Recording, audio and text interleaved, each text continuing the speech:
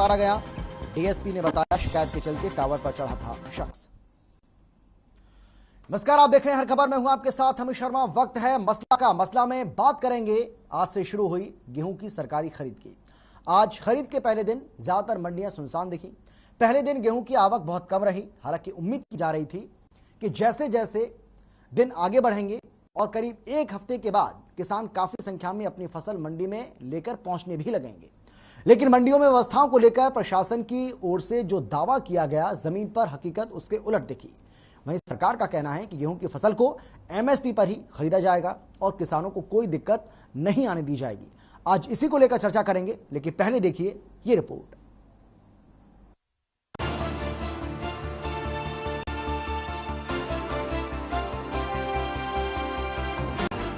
हरियाणा में आज से गेहूं की खरीद शुरू हो गई। खरीद के पहले दिन मंडियों में गेहूं की आवक कम ही रही। कालांवाली, हिसार, पलवल, सिरसा, झज्जर, अंबाला, रादौर और बल्लभगढ़ की मंडियों में कुछ अव्यवस्थाएं भी देखने को मिली।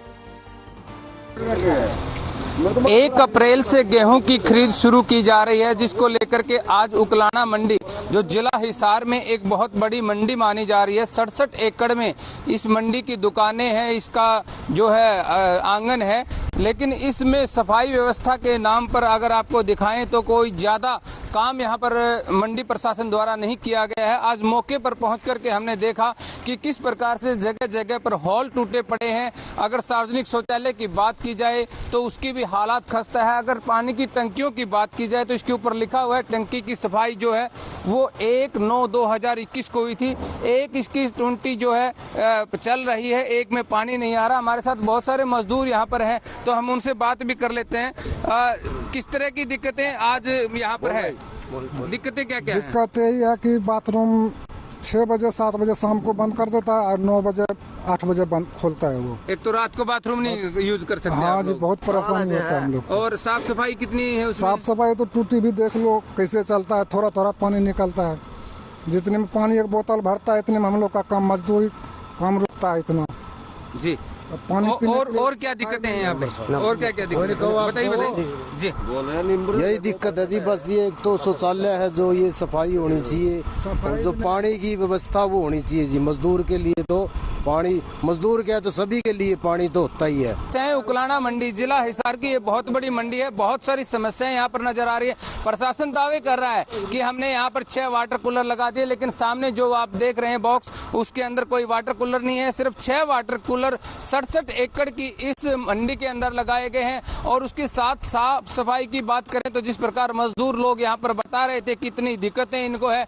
अगर एक मजदूर पानी भरने के लिए, एक बोतल भरने के लिए आता है तो उसको काफी समय लग जाता है और बाकी लाइन लग जाती है। लेकिन प्रशासन जो दावे कर रहा है वो दावे पहले दिन ही अगर दावे बनकर रह जाते हैं तो आने वाले समय में जब यहाँ सैकड़ों किसान अपनी गेहूं लेकर के आएंगे, इस मंडी में भीड़ मच जाएगी, यहाँ पर पांव रखने के लिए जगह नहीं होगी, तो उस समय कैसे किसानों को पानी मिलेगा, कैसे यहाँ पर व्यवस्था मिलेगी? और इस पर अपने आप में मंडी प्रशासन पर एक बड़ा सवाल खड़ा होता है कि तुरंत प्रभाव से जिला प्रशासन को और सरकार को उकलाना मंडी को लेकर के संज्ञान लेना चाहिए और यहाँ पर जो अव्यवस्थाएं हैं उनको दुरुस्त किया जाना चाहिए। अपने सहयोगी के साथ अनूप कुंडू, हर खबर हरियाणा, हिसार। ऐसी कोई जानकारी नहीं है, पर सरकार ने बोल दिया है खरीद करेंगे, पर अभी तो कोई आड़ती वगैरह कोई नहीं खरीद रहा है। गेहूँ सब किसानों का यहीं नहीं पड़ा है। मौसम भी खराब हो सकता है, कोई अनाज खराब होने की स्थिति होती है। कुछ किसान ऐसे होते हैं कि नाराज हो जाते हैं तो अपने गेहूँ को रेट सही नहीं मिलने पर वापसी भी ले जाते हैं। सरकार को इस तरफ ध्यान देना चाहिए। अपने जो वर्कर होते हैं उनको उनकी ड्यूटी भी लगानी चाहिए। और मंडी में एक समस्या हो रहा है, यहाँ पे पानी की बहुत समस्या होती है। पानी भर जाता है तो किसान का गेहूँ भी बीत जाता है। खरीद तो आज शुरू पर लगभग 10 तारीख से पहले गेहूँ नहीं आएगी, क्योंकि गेहूँ की कटाई नहीं शुरू हुई तक। तो मंडी में क्या प्रबंध है? पानी पीने के, मजदूरों के, किसानों के ठहरने का? सारे पूरे प्रबंध है, बिजली, पानी, सफाई, सब पानी वाले सारी। कई जगह व्यवस्थाएं दुरुस्त दिखी। सर, गेहूं की व्यवस्था जब पता चलेगी जब मंडियों के अंदर पूरी आवक हो जाएगी, पूरी गेहूं आने लग जाएगी, जब उनका दावा है जो फेल होता है। वो पहले दिन तो दावा करते हैं भी हम इतनी कर देंगे, वो कर देंगे। जब गेहूं आने लग जाती है, जब इनके दावे सभी फेल हो जाते हैं। अभी हफ्ता है, हफ्ते के बाद देखना इनकी कितनी वो दावे सच निकलते हैं या क्या निकलता है। तो अभी कितना क्या माना जाए, अभी गेहूं कब तक किसान लेकर आ जाएंगे मंडी? लगभग एक हफ्ते बाद गेहूं आना स्टार्ट हो जाएगा मंडियों के अंदर। हाँ, मेरी अब एफर्ट्स से बात हुई है। उन्होंने कहा है कि अब दोपहर के बाद हम विजिट करेंगे, अगर डेयरी को बिकने योग्य हुई तो खरीद शुरू कर दी जाएगी। यहाँ 3 हैं, एक मेन मंडी है रदौर, 2 हमारे सब यार्ड हैं, जाथाना और गुमथड़ा राव। वहाँ गुमथड़ा जाथाना में है परचेजिंग एजेंसी एफर्ड है, और इस मेन मंडी में एफर्ड और हरियाणा वेयर हाउसिंग है। तो देखा आपने आज फसल खरीद का पहला दिन कैसा रहा। कई मंडियों का हाल हमने आपको दिखाया। उम्मीद की जा रही है जैसे जैसे दिन आगे बढ़ेंगे व्यवस्थाएं और ज्यादा दुरुस्त होंगी। हालांकि कई मंडियां ऐसी भी हैं जहां मंडी प्रशासन के दावे के उलट तस्वीरें दिख रही है। और चलिए अब बिना समय गवाए चर्चा की शुरुआत करेंगे, लेकिन कौन कौन खास मेहमान हमारे साथ मौजूद हैं सबसे पहले उनसे आपका हम परिचय करा देते हैं। हमारे साथ बीजेपी की ओर से हुकुम सिंह भाटी जी हैं, हमारे साथ कांग्रेस की ओर से बजरंग दास गर्ग जी हैं, हमारे साथ किसान नेता स्वामी इंद्र जी भी हैं। आप सभी का बहुत बहुत स्वागत है। लेकिन सबसे पहले स्वामी इंद्र जी, मैं आप ही के पास आते हुए सर कैसे देखें, क्योंकि सरकार की ओर से ये कहा जा रहा है कि व्यवस्थाएं पूरी तरह से दुरुस्त हैं और गेहूं की जो खरीद शुरू हुई है, एमएसपी पहले घोषित कर दी गई है, 2015 रेट रखा गया है गेहूं का, आप खुश हैं क्या? देखिए अमित जी, पहली बात मैं बताना चाहूंगा कि सरकार हमेशा ही ये घोषणाएं करती है कि हमने व्यवस्थाएं पूरी कर दी हैं और किसानों की जो एमएसपी को खरीद करने के लिए व्यवस्था पूरी कर दी, लागू कर दी गई है। मैं बताना चाहूंगा कि 9 फरवरी को जो सीएपीसी की मीटिंग, नेताजी की, हेलो, चलिए ठीक है, मैं बजरंग जी कराता हूं इसको सही, मैं इसको सही कराता हूं, ठीक है, बोलिए स्वामी जी बोलिए। इस मीटिंग में हमने बताया था किसानों की जो लागत है वो कई गुना बढ़ चुकी है। अगर इस प्रकार से रेट बढ़ेंगे और जिस प्रकार से इस बार रेट बढ़ाया, मात्र 40 रुपए गेहूं का रेट बढ़ाया है, तो पेट्रोल का कितना प्रतिशत रेट बढ़ा? मात्र ये 5 दिन के अंदर 30% तो पेट्रोल का रेट बढ़ गया, 30 से 40%। तो आप समझ सकते हैं जब डीजल पेट्रोल का रेट 40% बढ़ गया तो किसान जब अपनी फसल लेकर आएगा वो मुनाफे में जाएगा, घाटे में जाएगा। तो ये टोटल किसी का जो धंधा है, सरकार जानबूझकर घाटे का सौदा करना चाहती है। नहीं स्वामी जी, मुझे एक बात बताइए स्वामी इंद्र जी, भाई हर चीज की एक सीमा होती है। आपके हिसाब से कितना दाम सरकार को बढ़ाना चाहिए था, आप बताइए भाई। 40 रुपए पिछली बार से बढ़ा दिया, 40 रुपए पिछली बार से बढ़ा दिया और 2015 उसका रेट कर दिया गेहूं का, गेहूं के एमएसपी 2015 कर दिया सरकार ने, तो आपके हिसाब से कितना बढ़ाना चाहिए था, कितना उचित रहता आपके लिए, कितना ठीक रहता? देखिए पहली बात तो ये स्पष्ट करना चाहिए कि सरकार ये बताए कि एमएसपी का जो रेट सरकार तय करती है वो किन आंकड़ों तय करती है। कौन सी एग्रीकल्चर यूनिवर्सिटी का जो सरकार जो है आंकड़न लेके आती है कि किसी की जोत जो है, गेहूं की जोत जो है, खर्चा जो है इतना आता है। तो पहली बात सरकार के पास कोई पक्का धरातल ही नहीं है कहां से वो आंकड़ा लेके आती है। दूसरी बात है, अगर हम धरातल पे देखें, आज किसान की जो लागत है कम से कम 3000 रुपए प्रति क्विंटल उसका जो है किसान खर्चा ही आ रहा है। अगर इतना खर्चा आ रहा है तो किसान को ये आप अगर दे रहे हैं 2115 रुपए जो आप दे रहे हैं, इससे किसान का कोई फायदा होने वाला नहीं है। दूसरी बात जो व्यवस्थाओं को लेकर बात होती है, अभी कोविड की महामारी की आप बात कर रहे थे, चल रहा था देश में कोविड की महामारी है, ऐसे में सैनिटेशन की जो व्यवस्था है मंडियों के अंदर, आपने दिखाया, चैनल का मैं धन्यवाद करूंगा कि जीरो ग्राउंड पे जाकर जो रिपोर्टिंग की कि आदमी को पीने का पानी तक मुहैया नहीं करा सकी ये मंडियों के अंदर। तो ये किसान के लिए कहाँ ये ईमानदार सरकार है, किसान की कहाँ पक्षधर सरकार है? किसान को ये पानी देना चाहते हैं, ना ये खेत में पानी देना चाहते हैं, ना ही किसान को मंडी में पानी देना चाहते हैं। सैनिटेशन की कोई व्यवस्था नहीं, किसान को रात को ठहरने की व्यवस्था नहीं। प्रदेश के उप मुख्यमंत्री बोलते हैं कि 72 घंटे के अंदर किसान का भुगतान हो जाएगा। 72 घंटे में भुगतान तब होगा ना जब किसान का जो है जो पर्चा बनकर आपके वहां पहुंचेगा। उससे पहले किसान कितने दिन मंडी में खड़ा रहेगा, 1 दिन, 2 दिन, 3 दिन, ये भी आप क्लियर कर देते हैं कि किसान अगर ट्राली लेके आता है इतने घंटे में उसकी जो ट्राली जो है मंडी में आते ही खुल जानी चाहिए। ऐसी कोई व्यवस्था नहीं की है, यानी कि किसान को गुमराह करने के लिए, देश की जनता को गुमराह करने के लिए लिफाफेबाजी का काम चल रहा है। ठीक है, लेकिन हुकुम सिंह भाटी जी, भाई स्वामी जी कह रहे हैं कि आपने 40 रुपए बढ़ा दिया एमएसपी और एमएसपी तय कर दिया गेहूं का, लेकिन दूसरी तरफ पेट्रोल डीजल के रेट तो आप लगातार बढ़ाते जा रहे हैं। अगर डीजल के रेट बढ़ते हैं तो इसका सीधा असर किसान के ऊपर पड़ता है, हम सभी जानते हैं। अगर तेल की कीमत बढ़ती है तो किसान पर भी इसका असर पड़ता है। दूसरी तरफ जो मंडियों में व्यवस्थाएं जो देखने को मिल रही हैं उसको लेकर भी ये कह रहे हैं स्वामी जी कि भाई दावा तो आप करते हैं लेकिन व्यवस्थाएं ऐसी है नहीं। अमित शर्मा जी, देखिए जो सवाल अभी स्वामी इंद्र जी ने उठाए, अभी आपने वो सवाल रखे हैं। सबसे पहले तो मैं एमएसपी की जो तय होता है मैं उसके ऊपर आता हूं।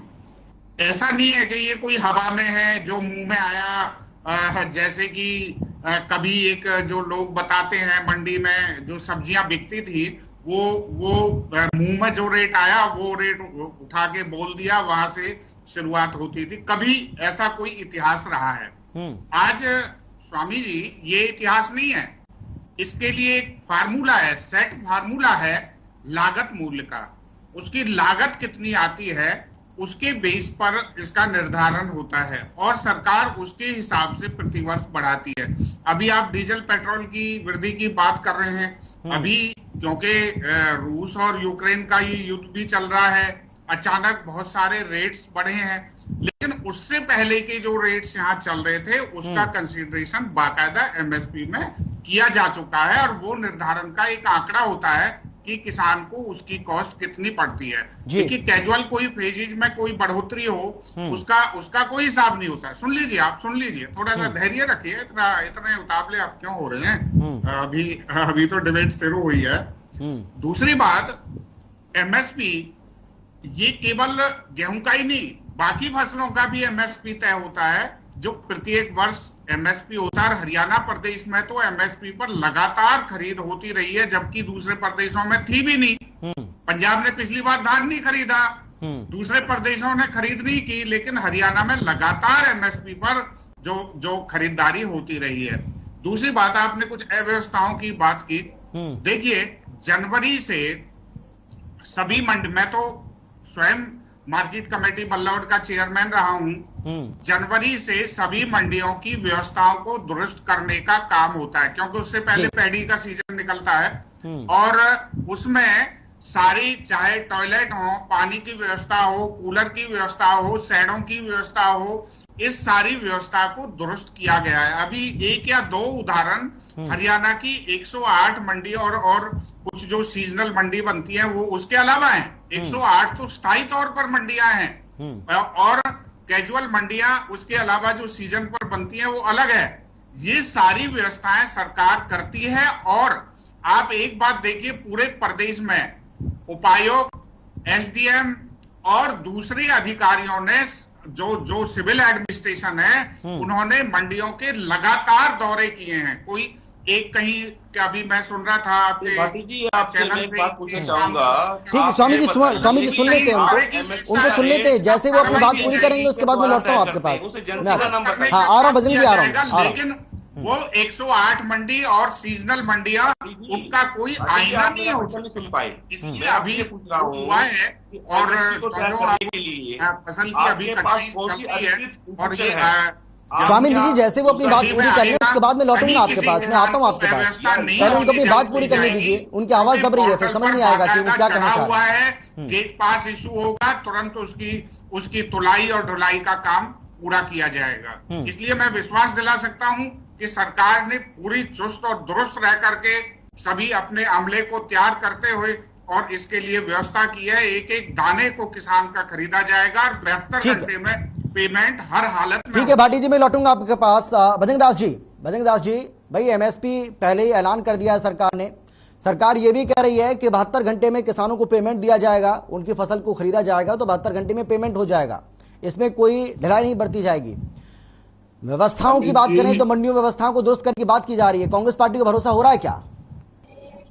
अमित जी, जहां भट्टी साहब ने सारी बातें रखी मंडी के बारे में, अच्छे सीनियर साथी है हमारे, मार्केटिंग बोर्ड कोई चेयरमैन भी रहे हैं, मगर जो हालात आज के टाइम मंडियों में है और आड़तियों की और मजदूरों की और किसानों की जो दुर्दशा हो रही है वो देखने लायक नहीं है। और मैं स्पष्ट कर रहा हूं कि जहां भट्टी साहब ने कहा अभी भुगतान का सवाल है, मुख्यमंत्री जी ने 2 बार बयान लिया, हम 24 घंटे में गेहूं का उठान करेंगे, 72 घंटे में भुगतान करेंगे, यही बात उप मुख्यमंत्री जी ने कही। मैं बताना चाहता हूँ कभी भी 24 घंटे में गेहूं का उठान नहीं होता। सरकार के देते जो ठेकेदार होते हैं वो जैन करके गेहूं का उठान लेट करते हैं, ताकि जो आड़ती है उठान के नाम पर आड़तियों से 3 रुपए से लेकर 7 रुपए कट्टा वसूला जाता है। ये तो ठेकेदारों का घोटाला है, जो करोड़ों रुपए का घोटाला लगातार इस राज्य के अंदर हो रहा है। दूसरी बात, जहां भुगतान का सवाल है, अमित जी, ये मैं आपको रिकॉर्ड की बात बता रहा हूँ, आड़तियों का कमीशन और पलेदारों की मजदूरी, जो मजदूर पलेदार है जो 2 वक्त की रोटी शाम को चाहिए, उनकी मजदूरी सरकार ने हाल ही में यानी कि 1 अप्रैल 2021 में जो गेहूं परचेज की थी, उसकी जनवरी फरवरी यानी 2022 10 में 11 महीने बाद उसका भुगतान करोड़ों रुपए आया है। वो भी कितनी बार मुख्यमंत्री मिले, कितने बयानबाजी की, तो आपके चैनल ने भी मुद्दा उठाया। और दूसरी बात, 72 घंटे भुगतान का ले लो।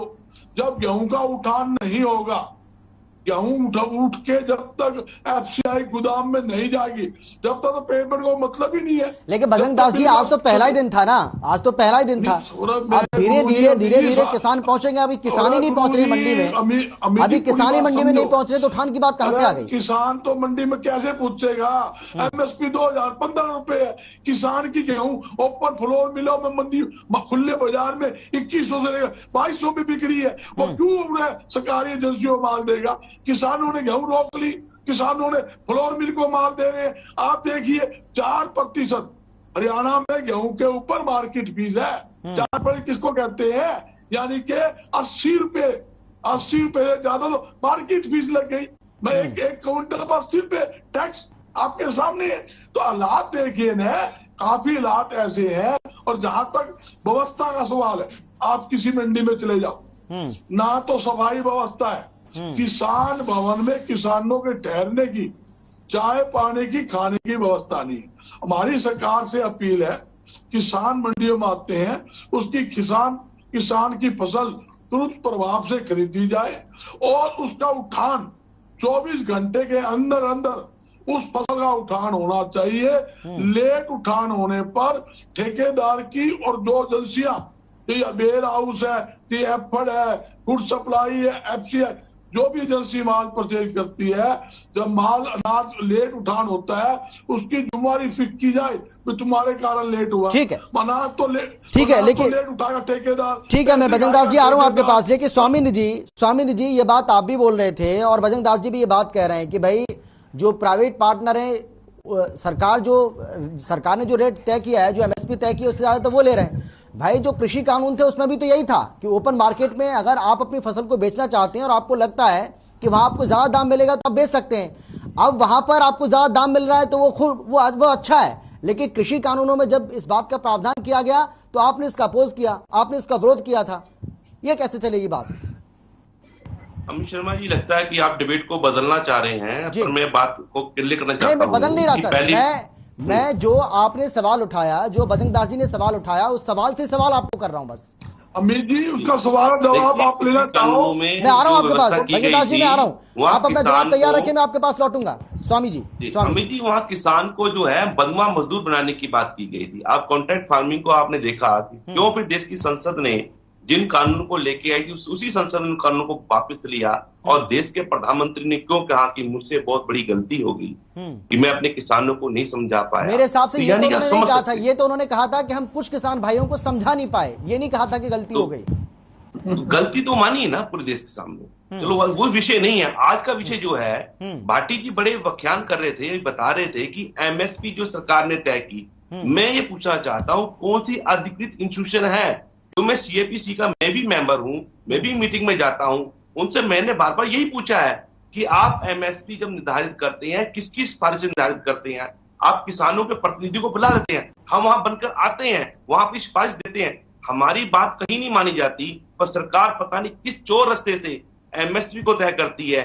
आज तक ये भ्रम जाल है, किसान नहीं समझ पाया। मैं भाटी जी चाहूंगा, क्योंकि बीजेपी के प्रवक्ता हैं, वो बताएं कि एमएसपी सरकार कैसे तय करती है, किसकी रिपोर्ट आती है, किसके द्वारा तय की जाती है। हुकुम सिंह भाटी जी बोलिए भाटी जी बोलिए, आवाज आ रही है आपको? हाँ भाटी जी बोलिए, स्वामी जी आपसे सवाल पूछ रहे हैं।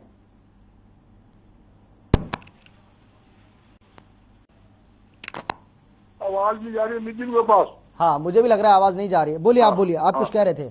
हाँ बोलिए। नहीं, आपने जो सवाल किया था भाई जो 3 कृषि कानून लाए उसमें क्या डिफरेंस था? डिफरेंस इस बात का था 3 कृषि कानून आने से जो बड़ी बड़ी घराने, बड़ी बड़ी कंपनियां प्राइवेट मंडियां बनाती तो क्या था, जो अनाज मंडी के अंदर जो अनाज आता उस पर तो टैक्स लगता, उस पर मार्केट भी लगती।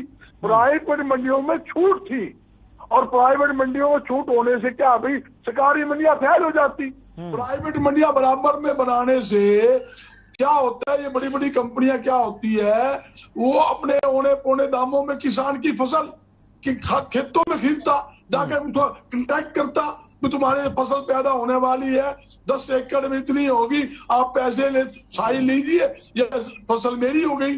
फसल में उनका एक सिस्टम और था, वो जो चाहेगा वो फसल उगाएगा। और दूसरा जो एग्रीमेंट होने के बाद अगर वो नू कह दे कि गेहूं का दाना छोटा था, दागी हो गया, सरसों दागी होगी, मैं कौन ही ले, तो उसको छूट थी, किसान को छूट नहीं थी। भाटी जी आवाज आ रही है आपको मेरी? ठीक है, हाँ भाटी जी, जो आपने पूछा था उस कानून में इस कानून में ये फर्क था कि बड़ी बड़ी कंपनियां क्या था, भाटी जी बड़े बड़े मैं आ रहा हूँ भजन जी, भजन दास जी में फिर से लौटूंगा आपके पास, भजन दास जी में फिर से लौट रहा हूँ आपके पास। मैं आ रहा हूँ, भाटी जी के पास आवाज नहीं जा रही थी, मैंने उनसे सवाल किया था बीच में। मैं आपको अमित जी बताना चाहता हूँ, सब्जी फल के ऊपर आज पूछोगे ना किसानों के जो प्याज है, टमाटर है, मूली है, गोभी है, आप क्या रेट खरीदते हैं? 2 रुपए किलो से लेके 5-6 रुपए किलो तक मैक्सिमम उनकी गोभी, आलू, प्याज, टमाटर खरीद करते हैं। बड़ी बड़ी कंपनियां इसका स्टॉक करके आज भी 20 रुपए से लेके 100 रुपए किलो तक ये बेचती है। जो गोभी 2 रुपए किलो रूला करती, इन्होंने 100 रुपए किलो तो बिका दी। ये उदाहरण देते हैं भी सब्जी का रेट। आप पूछो कितना एमएसपी है, आलू का क्या एमएसपी है, क्या प्याज का एमएसपी है, ठीक है, क्या गोभी का एमएसपी है? ठीक है, मैं लौट रहा हूँ आपके पास। भाटी जी स्वामी जी ये पूछ रहे हैं आपसे, स्वामी जी एक बार फिर से अपनी बात को रिपीट करते हुए ये पूछ रहे थे। मैं आ रहा हूँ भजन दास जी, आ रहा हूँ मैं आपके पास, किसान नेता बैठे, भजन दास जी मैं फिर से लौटूंगा आपके पास। भाटी जी स्वामी जी बार बार आपसे ये पूछ रहे हैं कि भाई आप ये बताइए कि सरकार एमएसपी किस तरीके से तय करती है। यानी कि स्वामी जी की बात को देखकर ऐसा लगता है कि स्वामी जी ये पूछना चाह रहे हैं कि भाई जब भी सरकार कोई कानून बनाए या जब भी सरकार कोई नियम बनाए तो यानी व्यापारी से संबंधित अगर कोई कानून बनाया जा रहा है, कोई नियम बनाया जा रहा है तो उनसे बात की जाए, किसानों के लिए कुछ बनाया जा रहा है तो किसानों से बात की जाए। यानी स्वामी जी चाह रहे हैं कि जिस वर्ग के लिए भी कुछ भी बनाए सरकार तो पहले उनसे बातचीत करे। अमित जी, मैं बिल्कुल आपकी बात एमएसपी पर भी मैं आऊंगा कैसे इसका निर्धारण होता है, लेकिन सबसे पहले मेरे साथी भजनदास गर्ग जी बहुत हमारे पुराने साथी हैं, मेरे मित्र हैं, अक्सर टीवी चैनल पर भी और व्यक्तिगत तौर से भी मुलाकातें होती रहती हैं, लेकिन वो कुछ बातें भूल जाते हैं या भूलने का प्रयास करते हैं। भजनदास जी, ये 4% का जो मार्केट फीस है ये भारतीय जनता पार्टी ने नहीं लगाया, ये कांग्रेस के जमाने से चला आया है। 1 पैसा भी भारतीय जनता पार्टी या 2 साल के हमारे गठबंधन में जेजेपी और बीजेपी के गठबंधन में इसको बढ़ाया नहीं गया। दान में बढ़ा दिया आपने। अब सुन लो, अब सुन तो लो, दान में कितना मार्केट, आप सुन लो, अब भजनदास जी अब मैं आपको बोलने नहीं दूंगा, अब मैं आपको बोलने नहीं दूंगा, अब मैं आपको बोलने नहीं दूंगा, बिल्कुल सुन लो। दूसरी बात आपने कहा कि उसमें वो जो प्राइवेट प्लेयर था वो चाहे तो खरीदेगा चाहे तो नहीं खरीदेगा। शायद आपने पूरे हमारा आज का विषय नहीं है वैसे, लेकिन मैं आपको ये बता दूं कि उसको गारंटी देनी थी उसकी खरीद की।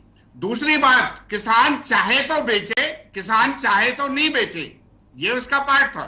दूसरी बात, मेरे साथी स्वामी इंदर जी कह रहे थे मोदी जी ने ये कहा कि इस कानून में कोई गलती नहीं है, कानून बिल्कुल किसान के हक में है।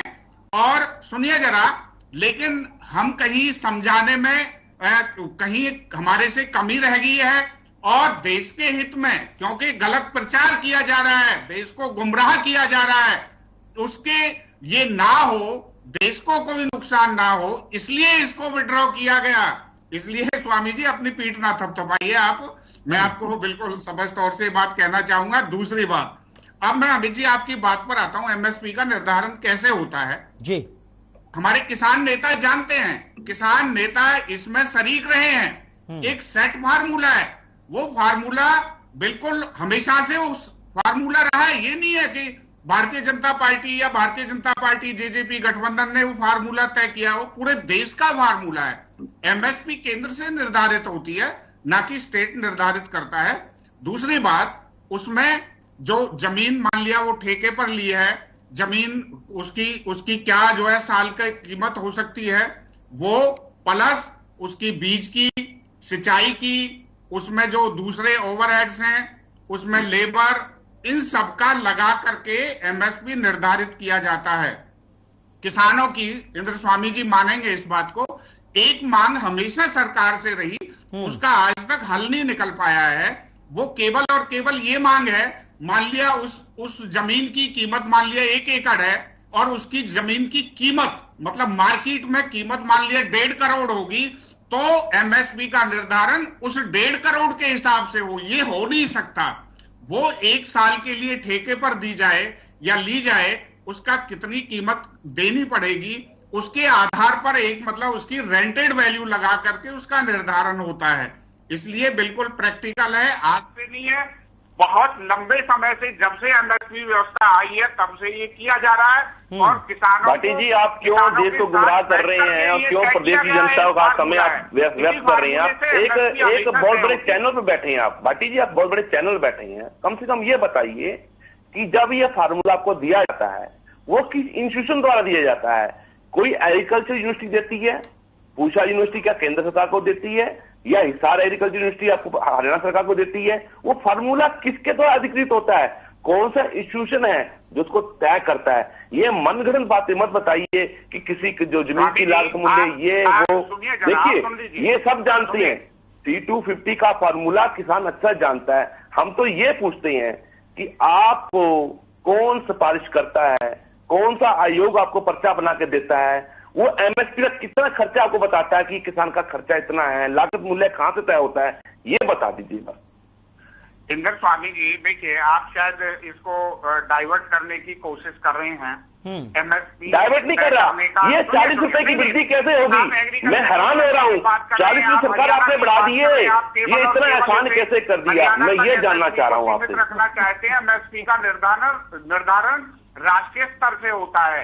एमएसपी का निर्धारण स्टेट के लेवल। तो भैया वो रिपोर्ट कौन करता है? वो स्वामीनाथन रिपोर्ट की जो सिफारिश थी, वो इस सरकार की अधिकृत रिपोर्ट थी, उसके ऊपर कार्य हो रहा है या नहीं हो रहा है, ये बताइए। कमेटी है जिसमें किसान प्रतिनिधियों का भी प्रतिनिधित्व रहा है, उसके लिए। अरे मैं भी जाता हूँ सरकार, सीएटीसी की मीटिंग के अंदर 9 तारीख को मैं भी गया हुआ था, 9 फरवरी को मैं भी था। मैं ये नहीं करा हम नहीं जाते, हम जाके चर्चा में भाग लेते हैं। मैं ये पूछ रहा हूँ किसानों नहीं, मैं ये आप ही से पूछ लेता हूँ स्वामी जी, मैं आप ही से पूछ लेता हूँ भाई। मैं तो आपसे पहले ही पूछ रहा था, आपने बताया नहीं। आप बता दीजिए आपके हिसाब से कितने रुपए बढ़ाने चाहिए थे, आप खुद ही बता दीजिए।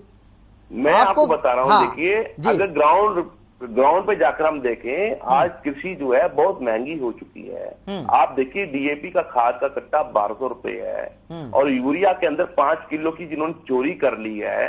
और आज पेट्रोल के मात्र 1 सप्ताह के अंदर 40% दाम बढ़ गए हैं। तो क्या कृषि के ऊपर कोई लागत मूल्य बढ़ा नहीं होगा? मैं ये पूछा था सरकार से, 40 रुपए की जो वृद्धि सरकार ने किसानों पे की है, ये इतना बड़ा एहसान करने की जरूरत क्यों पड़ी, और किसने सिफारिश की? उसका नाम तो बता दीजिए ताकि हम धन्यवाद तो करने जाए उसका।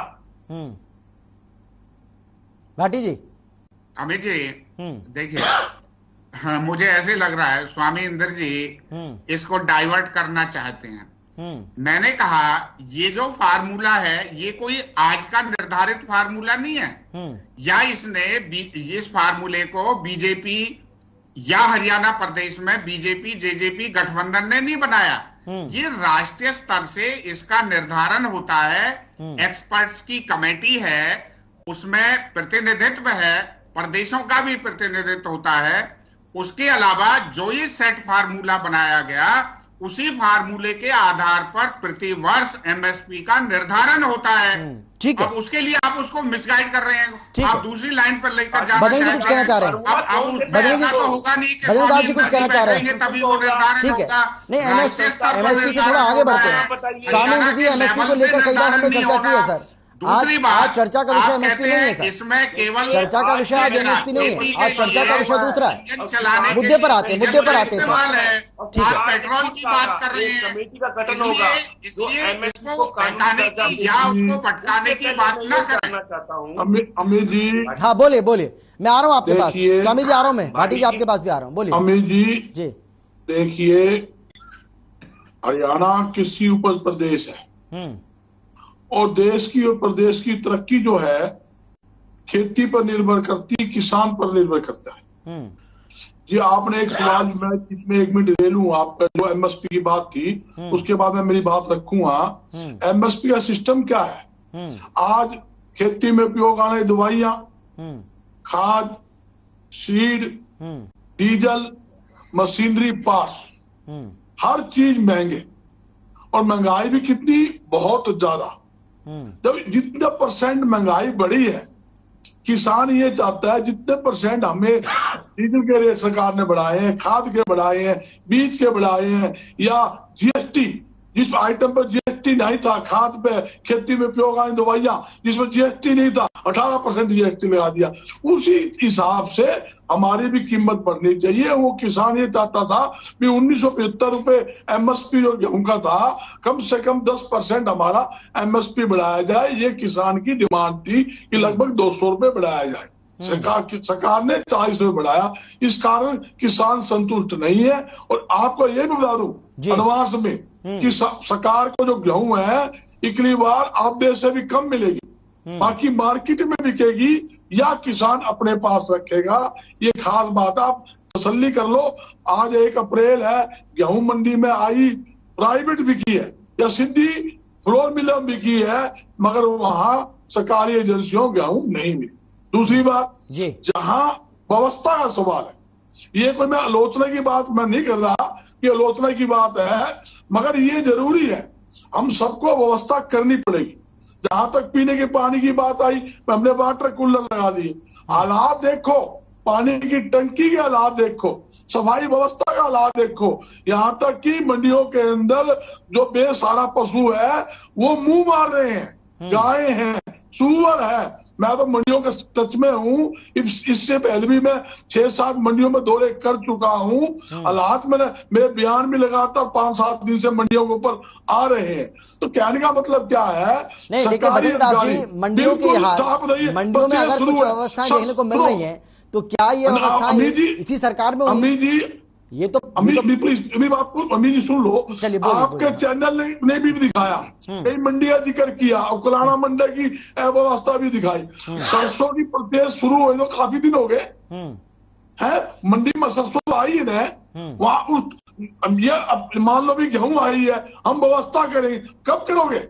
ये व्यवस्था करने का काम सरकार का, प्रशासन का 15 दिन पहले होता है। भी 1 अप्रैल को गेहूं आएगी, इससे साफ सफाई, सड़क की पैचिंग करनी, पैचिंग करवाओ, पानी की व्यवस्था करो, तिरपाल की व्यवस्था करो, जो बोरियां लकड़ी बारिश आती खराब हो जाती गेहूं, उसके नीचे जो लकड़ी के रैक लगते हैं उसके ऊपर बोरियां दी जाती है, रैक की व्यवस्था करो। ये सारी व्यवस्था पहले होती है। बारदाना, ये सुन लो आप, जहां बारदाने की बात है, मैं नहीं कहता सरकार पे बारदाना कम है, मगर ये तो भट्टी साहब बताना पड़ेगा।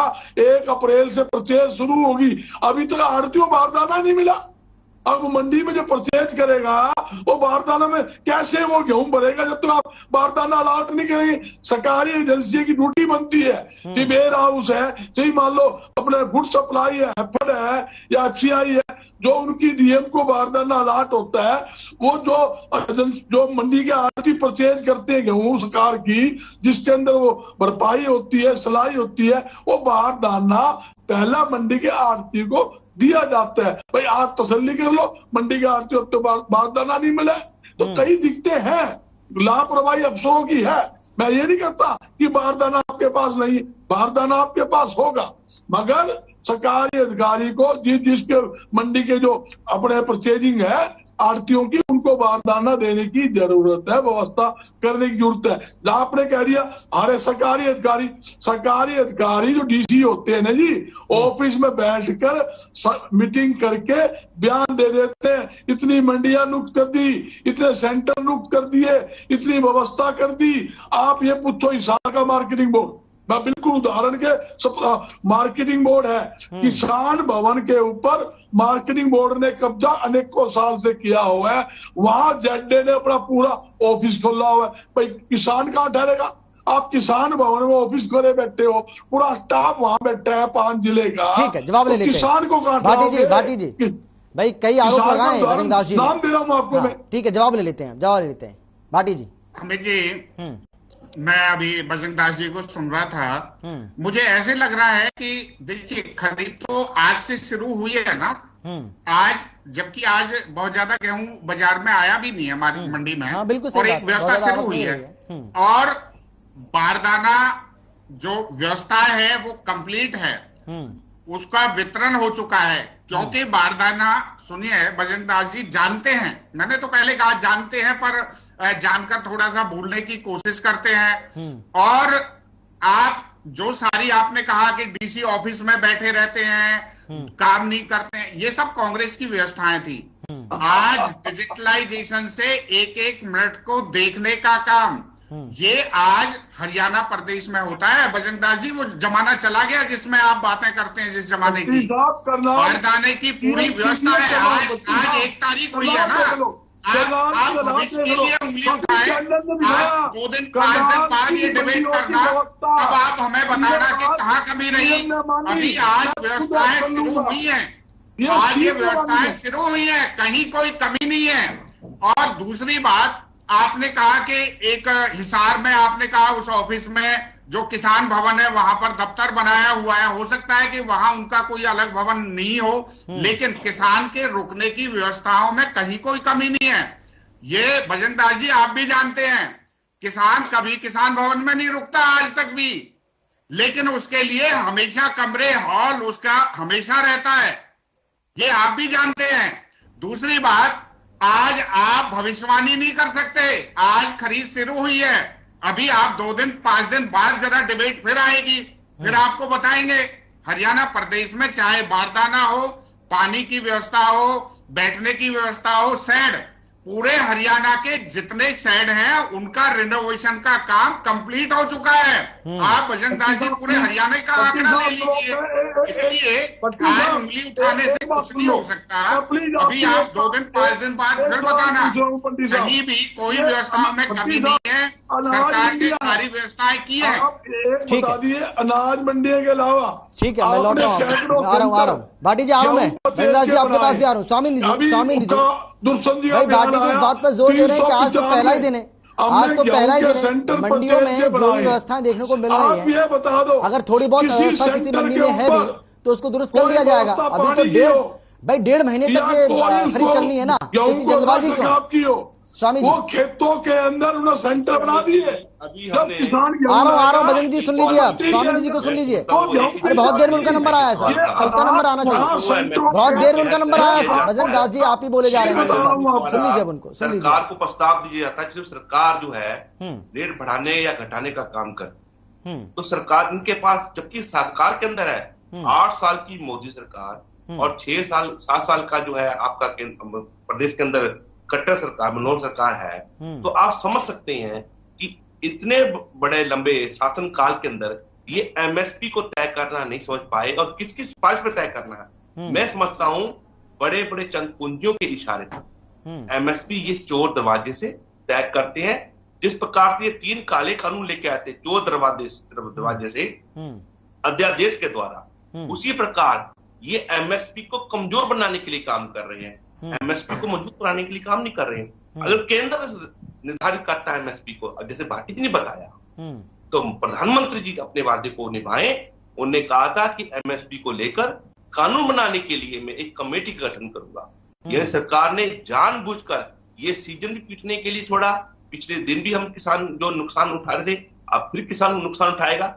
एमएसपी से किसान का फायदा नहीं हो रहा, क्योंकि एमएसपी के पीछे सरकार जो है बड़े बड़े पूंजीपतियों के इशारे पर रेट तय करती है। दूसरी बात, व्यवस्था को लेकर हम बात करें, आपने आपके चैनल का मैं तहे दिल से धन्यवाद करता हूं।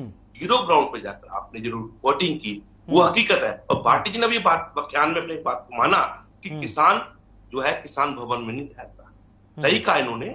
इन तमाम किसान भवनों के ऊपर बीजेपी के एमएलए या उनके चहेतों का कब्जा हो चुका है। भले आप पेवे का देख लीजिए किसान भवन, वहां पे एमएलए साहब का कब्जा है। भले आप कुरुक्षेत्र का देख लीजिए मंडी के अंदर, वहां भी एमएलए साहब का कब्जा है। तमाम जगह आप जाके देखेंगे या तो वहां पे एमएलए बैठा है या फिर किसी अधिकारी का वहां दफ्तर बन चुका है।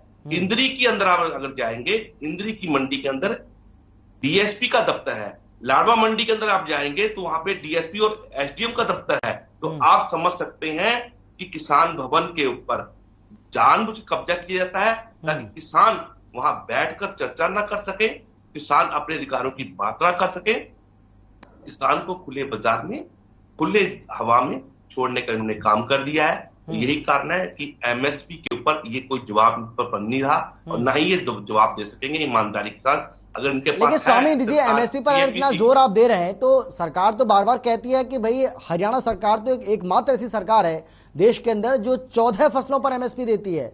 भाई एमएसपी पर अगर बार बार जोर आप दे रहे हैं तो सरकार, हरियाणा सरकार तो सबसे ज्यादा एमएसपी देती है।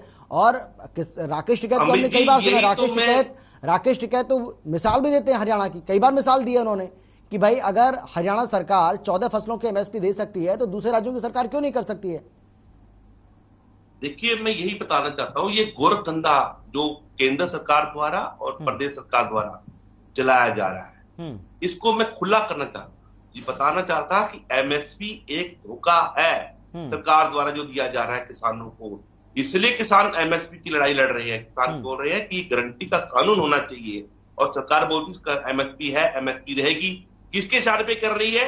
चंद पूंजियों के इशारे पे, अडानी अंबानी के इशारे पे काम किया जा रहा है। आप देखिए, आपकी अपना कैथल के अंदर किसान को कुंडरी के अंदर मंडियों में जाने के लिए मना कर दिया गया कि आप मंडियों में अपना अनाज लेके नहीं आएंगे, अडानी अंबानी के सैलों में अनाज लेके जाएंगे। तो आप समझ सकते हैं सरकार किनका पोषण कर रही है। जब अडानी अंबानी के सैलों में किसान का अनाज जाएगा तो मंडियां खोलने का क्या औचित्य रह जाता है। ये सिर्फ एक खाना पूर्ति का ही सरकार काम कर रही है। अगर नहीं है तो भाटी जी बता दें कि सरकार ने ये सर्कुलर जारी नहीं किया हो तो।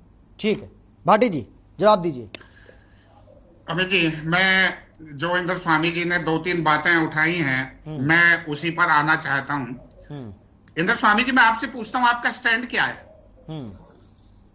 मैं आपको 2014-15 का एमएसपी कांग्रेस जमाने का बता रहा हूं, 1400 रुपए था। और उसके अलावा 13-14 में 1350 रुपए था, 12-13 में 1385 था और पीछे के ये आंकड़े हैं। और उसके बाद आप देखेंगे आज 2015 रुपए का एमएसपी है। जब एमएसपी से आपको इतनी बड़ी गुरेज है, एमएसपी ठीक से निर्धारित नहीं है, तो आप धरने प्रदर्शन किस बात के कर रहे थे? सरकार तो कह रही थी अपने रेट पर बेचिए, आप बेचते क्यों नहीं अपने रेट पर? आपने किस लिए विरोध किया? आप बात को क्यों गुमराह कर रहे हैं? आप समझो, ये आंदोलन भी संवैधानिक अधिकार क्यों देना चाहते हैं? आप ऑन एयर बोल रहे हैं, सुन लो। कानूनी रूप क्यों देना चाहते हैं? आप बताइए ना, आप 2 रस्ते से एमएसपी क्यों क्या करते हैं? ये ऑन एयर है, सुन लीजिए। 40 रुपए की बढ़ोतरी सरकार को बता दीजिए आपने किसके इशारे पे की है। एमएसपी आप कहते हैं कि ठीक नहीं है, बढ़ोतरी किसके इशारे पे बताइए हमारे को। एक बात, किसान मरने को मजबूर हो गया आप किस लिए एमएसपी की बातें करते हैं? आपको तो सरकार धरना डाल जा रहा है, बड़े मिले हुए हैं। आप किस लिए बौखला रहे हैं? गुस्सा खा रहे हैं? आप ईमानदारी बताइए। नहीं, स्वामी जी आपके बीच में वो बोले नहीं थे। स्वामी जी वो आपके बीच में नहीं बोले, जितनी देर आपने बात रखी वो आपके बीच में नहीं बोले। अब उनको आप सुन लीजिए। आप किस लिए गुस्सा खा रहे हैं? आप सुन लीजिए, आपका स्टैंड क्या है?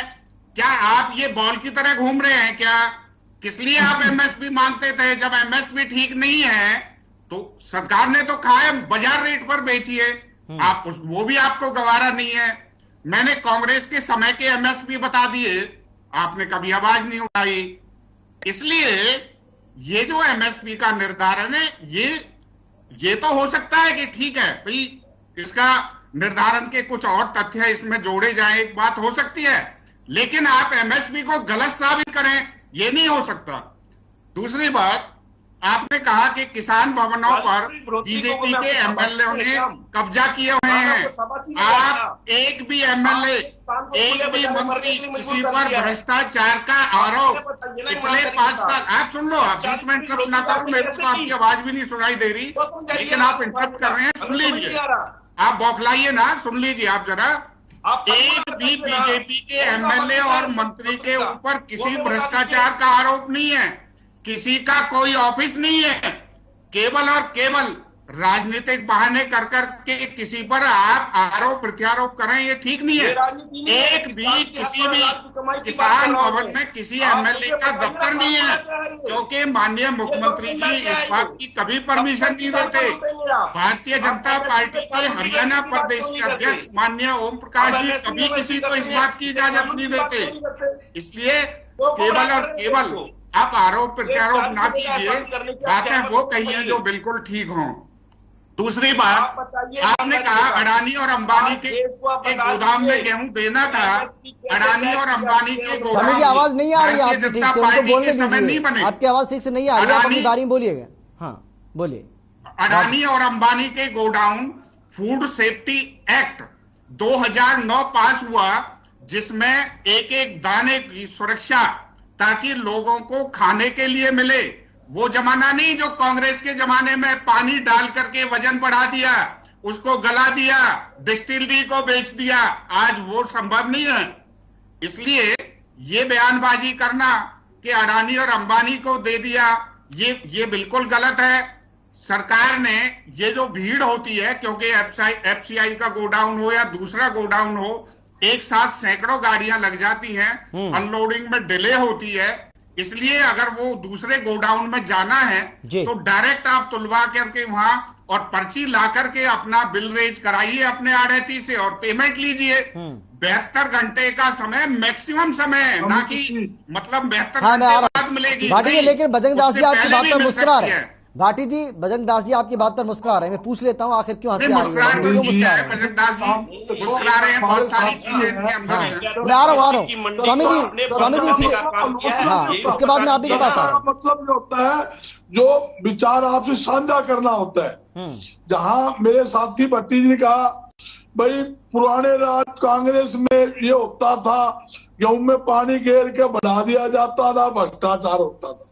देखिए, जहां बड़े असीम सवाल कर दिया, मैं बताना चाहता हूं, जहां इन दिनों के अंदर लगातार गेहूं के अंदर पानी छोड़ते हुए बीजेपी सरकार के अंदर दिखाया गया, कई अधिकारी पकड़े गए, पर्चे दर्ज भी हुए, आपके चैनलों ने दिखाया। जहां तक भी आपके सामने है, हरियाणा के अंदर सबसे बड़ा धान घोटाला हुआ। 1960 रुपए धान का एमएसपी था, किसान को 100 रुपए से लेके 300 रुपए कम धान के सरकारी अधिकारियों ने मिली का भक्ति करके दिए। और कितना बड़ा मतलब मुद्दा बना इसका।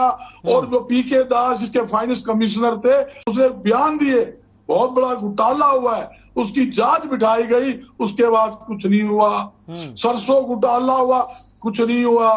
बाजरा घोटाला हुआ, कुछ नहीं हुआ। गेहूं घोटाला हुआ, कुछ नहीं हुआ।